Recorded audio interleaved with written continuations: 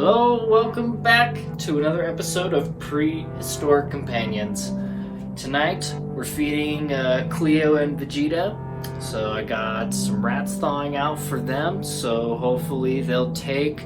We'll see, we'll talk about that and show you guys how that's done. And currently I'm here in the kitchen with this dude, Philo, and we're gonna get him some supplements, water, probiotics, bee pollen, some green stuff, turnip greens. He hates it, but he needs it. He's just a little carnivore and refuses to eat his greens. We'll get Aussie out here. We'll give her the same treatment. So these guys, I don't know, ever since I moved here, they've been feeling a little funky. I don't know.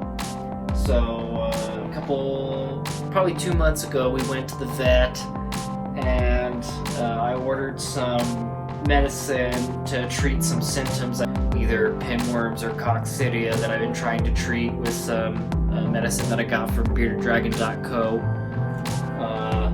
So I just wanted to take them to the vet to get an opinion, because they may not necessarily know specifically about different types of reptiles, like in particular, they might not be experts on bearded dragons, but they know the medicine. So I just wanted to make sure giving proper doses and see how that worked. And if that doesn't, I've been giving them water and supplements and food for probably 2 months now, and they seem to be getting better. They're not so lethargic like they were when I first moved here back in April. It was kind of concerning.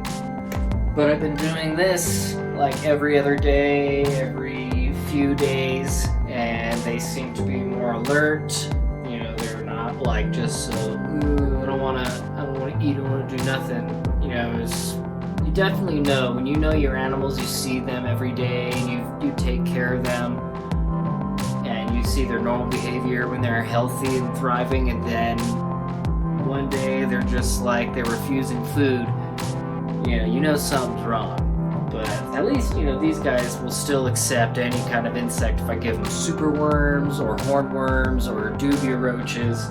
I always have success with that, so they're not totally pitiful yet.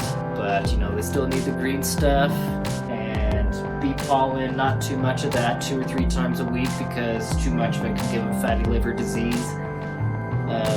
Probiotics, and I need at least 1 cc per 100 grams of body weight of water. So Philo, I just weighed him in at 670 grams.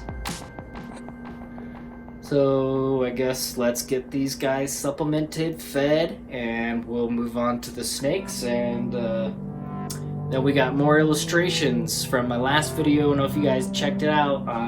One of my aunts is having me illustrate images for a pretty interesting book, insane things that happen being a property manager. So I've got 4 or 5 designs right now, all worked out, so stay tuned for it, guys. Check it out. What's up, world? What's going on, YouTube? My name's Dylan Schultz. I'm a mailman, I'm an artist, and I'm a reptile keeper. If those things interest you, welcome to my channel and keep watching.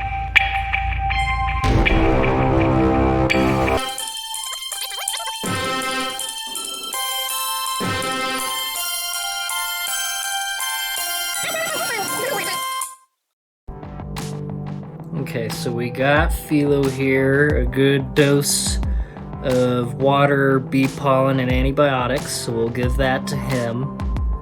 And then we'll get him some green stuff. Then we'll weigh Aussie and do the same thing with her.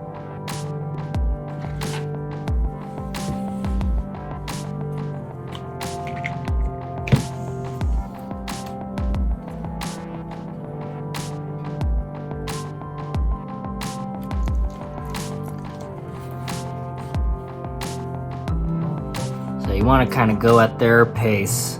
Don't just like try and force it, give it all at once.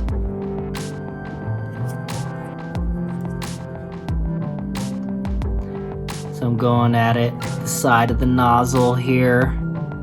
Just applying very gentle pressure.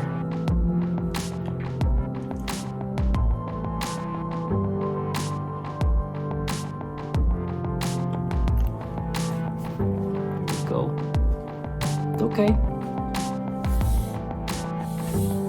Alright, then with the greens here, get like little good sized pieces and then wrap them up, little lizard burrito. Kinda like such. And they're really good about, they don't want to bite you. they know the difference between food and fingers. So sometimes I accidentally do get my finger in his mouth, and you know, totally my fault. But you know, at least this way. Oh, sorry, dude. There we go. He likes to spit it out, so then I use the side of my fingers to kind of help keep the food where I want it. Keep it going down, keep it going down. He does better with little smaller pieces. Let's try that.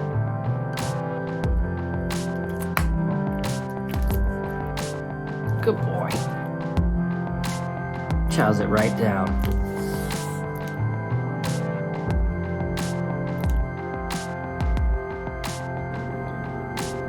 So every 2 weeks I've been giving the dragons a dose of this anti-protozoal.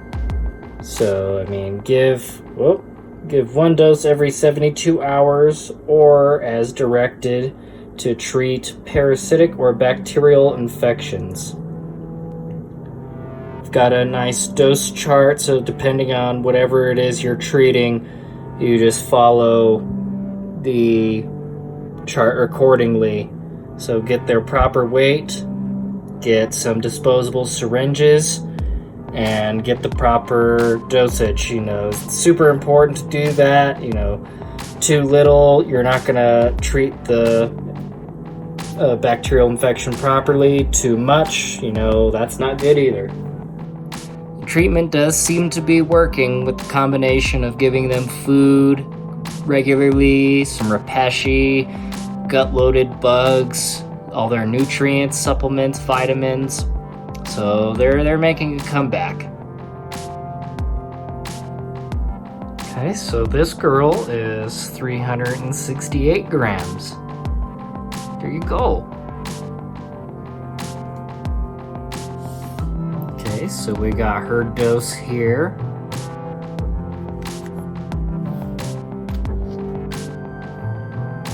I know, girly. You take this from me?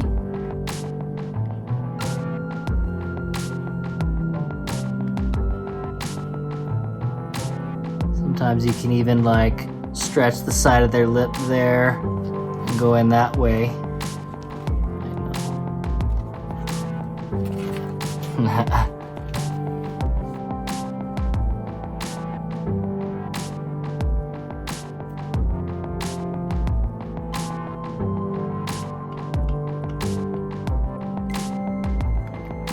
She took that pretty quick.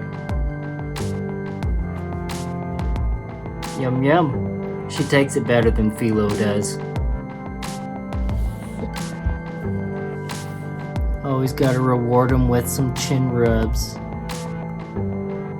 Oh, baby. See, these guys are not head shy at all. Like, they're not like shaking their head trying to get my fingers away from because they don't want to be pet. Totally socialized.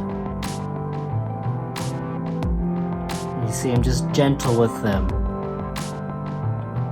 No sudden movements. Yeah, I just try to put myself in their situation.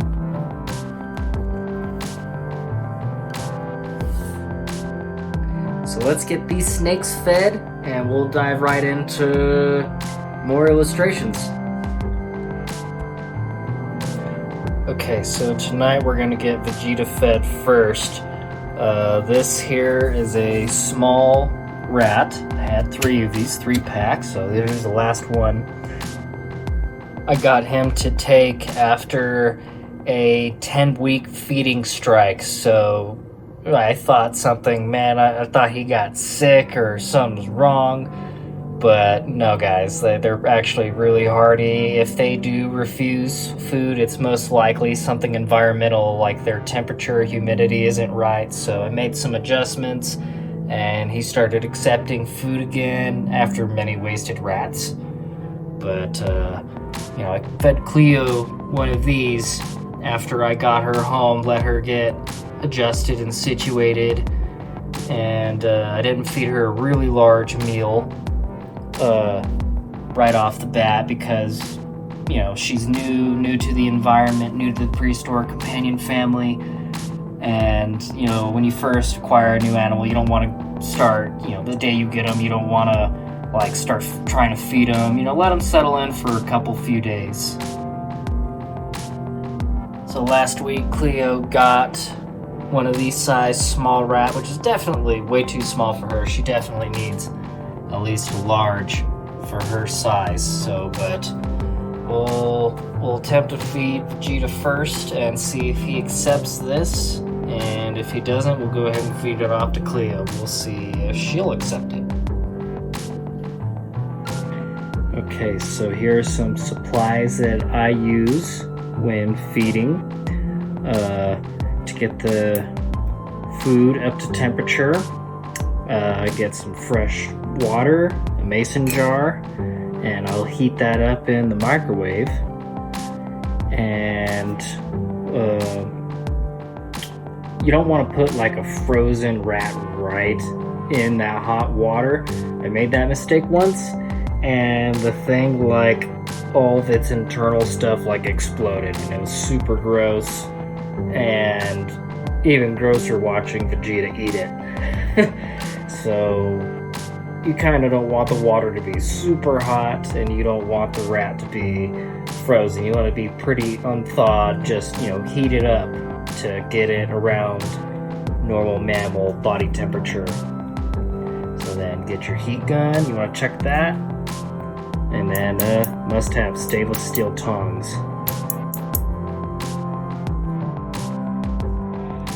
So rather than live feed, frozen thawed is gonna be more ideal. I mean, naturally the snake's gonna want to hunt, but when we're keeping them in captivity like we are, just for the health of your animal, you want to definitely get them on frozen thaw, because if you give them on live diet and leave the food in there with the snake while, you know, just leave it there and go away, there's the potential that the rat could bite the crap out of your snake and sometimes even potentially kill it. So it's always safest to do frozen thawed, so that's what I'm doing here. Okay, so we've got some paper towels here. I'm gonna get this guy, drip out excess water, get him pretty dried off. It's pretty hot, I can tell.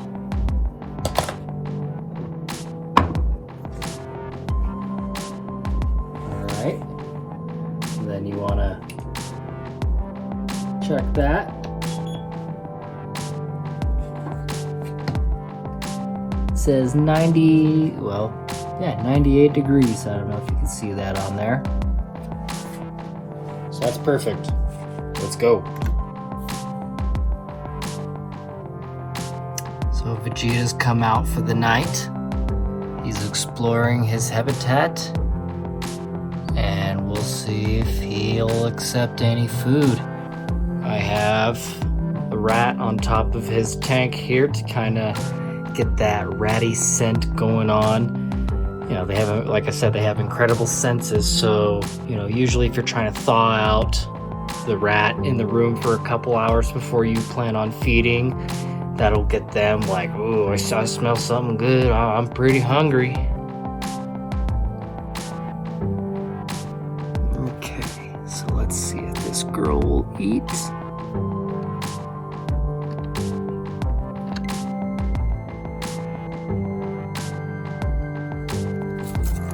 Ooh. Oh, there we go.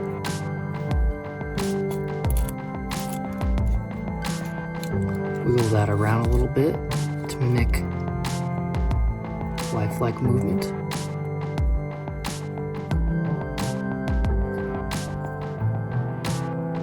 And there we go.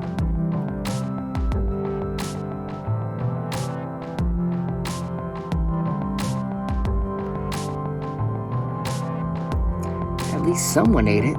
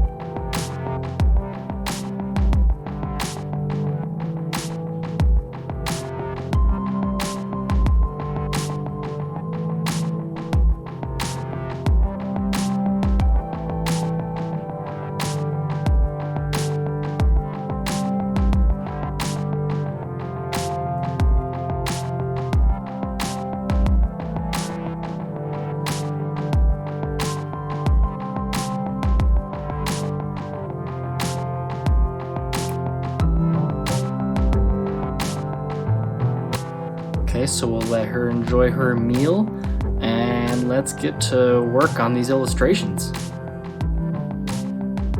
So like I said, we got some illustrations done for this unbelievable short stories, things that happen being a property manager, things that you see, witness.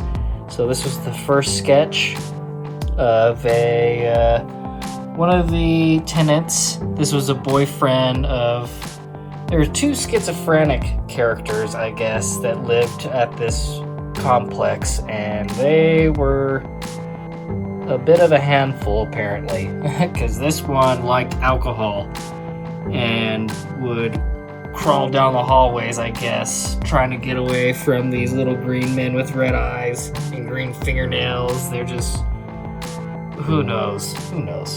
So there's that. This is the girlfriend.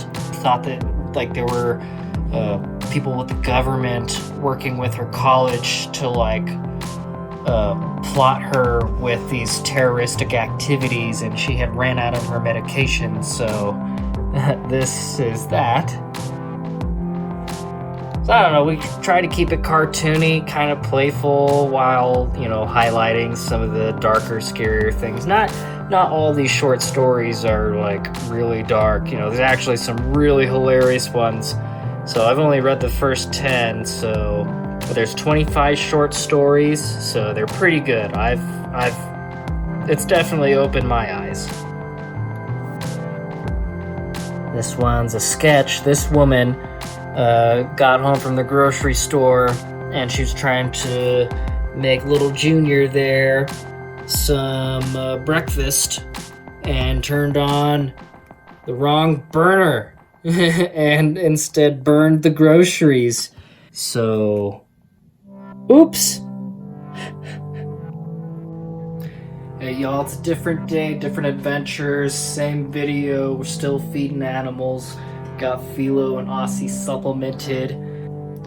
Vegeta didn't take on Tuesday whenever I fed Vegeta and Cleo, so we're gonna reattempt him. Today's Thursday, and we're gonna get Danger Noodle fed too. My shipment finally came in.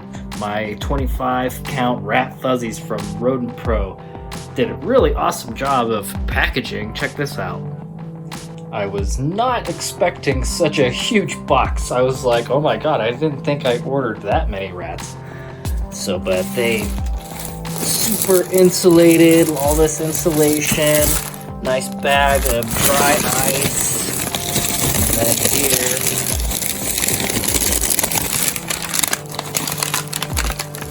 are the rat fuzzies.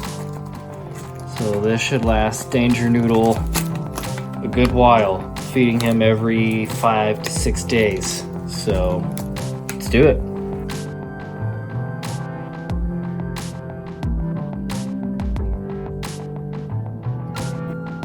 Ooh.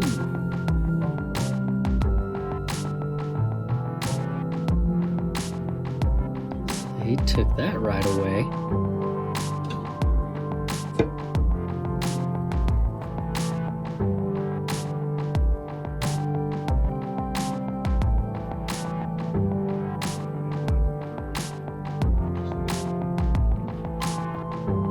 Okay, so he's trying to find the head.